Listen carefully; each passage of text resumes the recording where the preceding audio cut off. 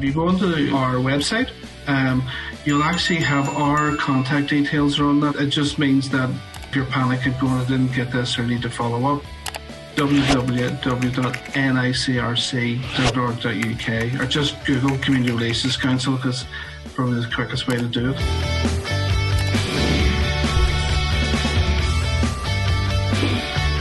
I'm going to take you through a wee bit of background on CRC.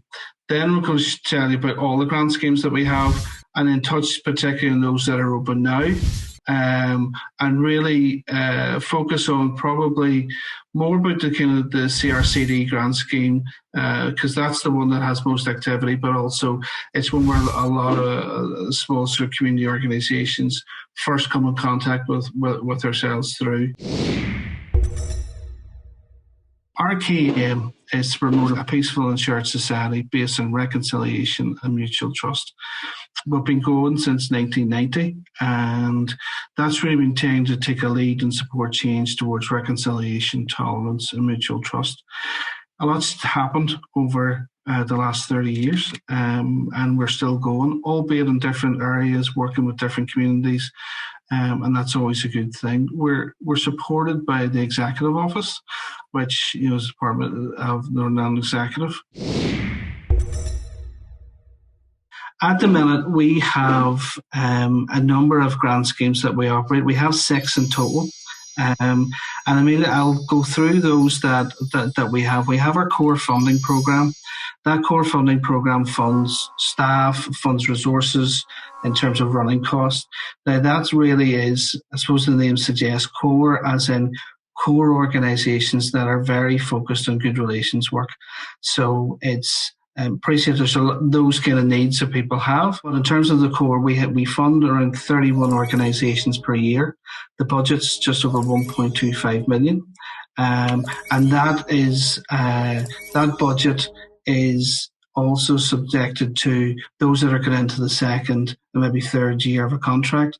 So what happens there is that for this year, for instance, out of that 1.25, we have around 700,000 available. If you feel there was something that you wanted to look at, all the information we have is on the website.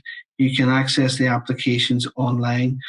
Most of our schemes are now all online, where you register as a group. So you go onto our website, you click on that, and what you do is you register your organisation. And then when you register your organisation, it opens up everything so you can go into each and out of every scheme and you can apply. Now, what that will do is it'll keep you right in terms of the scheme's opening and closing dates. Community Relations Cultural Diversity Grant Scheme, or the CRCD grant scheme for short. A lot of people know it as the small grant scheme because it offers support, particularly to groups starting out for the first time, or when I say starting out for the first time, it might be the first community relations project they've done, or it might be the first sort of small type, say, look, we don't really handle a lot of funding, we're a small volunteer group. This is the perfect sort of grant scheme for that. It's flexible, and quite often where it's unique in the sense of we'll work with you as much as we can to work up an application. If it's not focused on good relations, we can't change that completely. But what we can do is say, listen, if you were to do this, this and this would actually help us to be able to support the project. So we approach it from the point of, this is a development grant. Okay, so this is about helping you start off. So I'll give you an example, probably make it easier. You have a rural community and there's, it's very clear. Everybody knows who everybody is. It's invisibly divided. And sometimes groups will come and say, listen, we just need to try and do something that's going to be about getting people to work together. It may not be overtly groundbreaking in terms of we're going to talk about history of the Troubles for the next 8 weeks. But what it might be is, look, we're going to get a couple of groups together just to break the ice, just to look at it. Might well be we have a local church that's actually the local hall there has been sort of handed over to the local community group, but a lot of people still feel a bit uneasy getting into that. So some of the times you're looking and saying, well, what types of programs could you run in that hall that would make people feel like they could go into it? You're bringing people together who don't normally come together. to try and talk about issues they generally avoid. But to get to the point where you're going to talk about issues you generally avoid, you need to have some sort of relationship with each other. So a lot of the kind of support that we're trying to do is say, look, how do you start off? So the likes of most of the groups that would have availed of our core scheme would have come through our small grant scheme because we established a relationship with you. So we kind of know, actually, there is an adage is if you can handle something, a number of small grants and everything's working, it bodes well for saying, actually, this is a good group that can handle more as it goes along. And we'll go with you on that. Small grants really is, I suppose, it's one of those ones that we try and be as accessible as we can. We'll also work with the good relations officers and councils, particularly with the small grant scheme. If you look at the application form, what it will say is, have you spoken to your good relations officer? Now, that sometimes people take that as, well, I better ring them, or to make it so I can say yes. That's great. Part of it is to make you aware there's resources there available. Part of it is to help you actually do pick up the phone and say, here's us, we'll introduce our group. What we'll do with the good relations officers, we'll let them know there's an application coming from their area. The purpose for that really isn't as a keep an eye on, but to say, could we mutually work together to support this? So you might actually have a point where good relations officers, some of us have significant resources there, but they're limited in terms of what they're capped. So they might say, listen, our grants are capped at £500, but could CRC and the council fund this, might come to us and say, well, look, we could put in 1,500. So there's a joint working together and build on that. So if you haven't made contact with your good relations officer, I really strongly suggest you do, because there's a lot of good resources there, and there's a lot of connections with local communities that they're working on. The other thing in terms of small grants, when you make an application, you don't need to write anything beyond facts. Sometimes people always say, what's the buzzword? What do I need to be saying to get me over the line? Is there some sort of historical context I can talk about? And some people are saying, like a thesis. It's all right. Just tell me what you're doing, who you're doing it with, how much is it going to cost. That's where we'll start.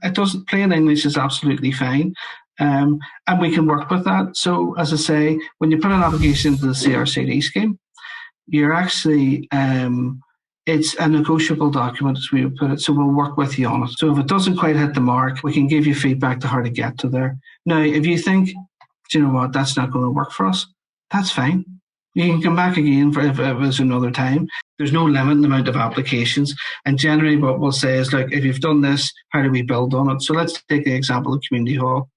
We ran a number of events that went really well. We did 3 weeks. We may have got women's group involved, we got men's shed involved or something like that. Where do we go next? And that can be stage 2 to the next point of the application. So that's where we can stage it. We also have a publications grant scheme. Now what that is, people looking to publish materials that are around good relations issues. Sometimes people will take it into like local history of their area. I know that one of the last ones that we was funded a number of years ago was actually the history of a local community in terms of how things had changed over time. So they had generations telling their stories about pre-Troubles, during Troubles and afterwards, and actually connecting that with local young people who were also talking about their aspirations for the future. Some of those things are really, the problem with those is they're short run in terms of the amount of publications, which makes them really expensive. So, are prohibitively expensive for people to do on their own. So the publication grant scheme is there to help support produce those materials to get them out there so people can tell their story. But it also means that actually it can support publications that would be otherwise too expensive. So sometimes if it's, what we'll say is, if it's a short, like magazine or something like that, we might be able to support it in a periodical. If it's a publication, it needs to come from a publisher. It needs to have the backing of a publisher, and it needs to be a pretty complete, complete manuscript. People come in with an idea, there's not the time in the year to say, oh, we could, we'll consider it when it's completed.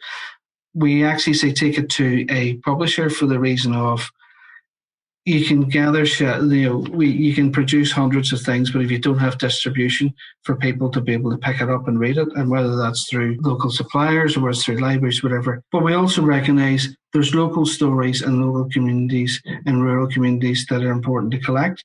And if they're there and there's a good relations element to that, then we'll certainly look at those.